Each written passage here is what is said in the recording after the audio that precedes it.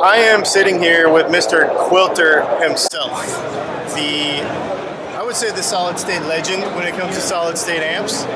And I want to ask you, the normal tube guy is going to say, ooh, solid state, except for a JC120 or something. So what's different?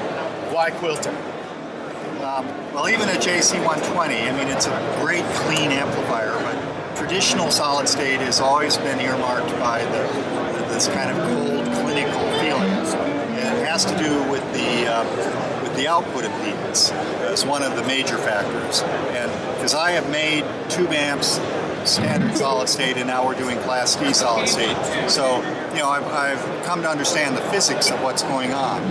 And the traditional tube amp lets the speaker breathe and develop its full tone because it keeps the speaker on kind of a loose leash, if you will. Standard solid state, like we would use in a PA amplifier, keeps the speaker on a very tight leash, stifles the tone, makes the speaker do exactly what the amp wants it to do, which is good for hi-fi or PA, but for a guitar we want the speaker tone to develop.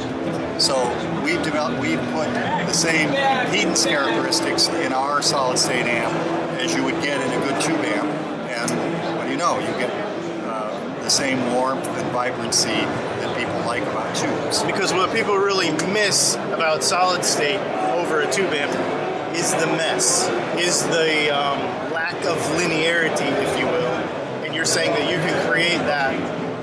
Well, and technically, solid state is too linear. It's too clean and clinical. Doesn't have any fur on the sound. You don't feel the chord building up to a little bit of breakup. It just sort of stays super clean, and then bang, you're breaking up. And that doesn't give you the sense of control that a musician's going to want. So the other half of our mojo is in the preamp. We've got some very careful analog emulation what a good push-pull tube amp does in the preamp. And so we've got an overdrive circuit that feels like a good tube overdrive.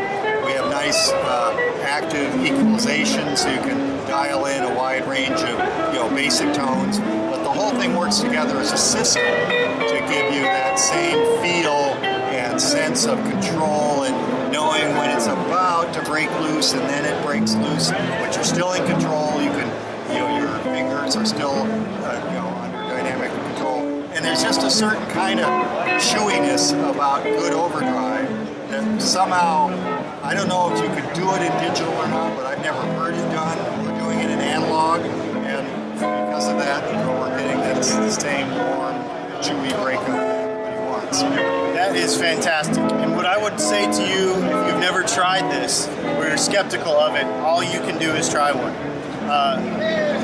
You will be blown away. A couple years ago, we were at NAMM in Nashville, right next to the Quilter booth, and I got to hear a lot. And all I can say is, it's nothing like take what you know about solid state and what it's supposed to sound like in your head, throw it out the window, and give these things a shot if you have a chance.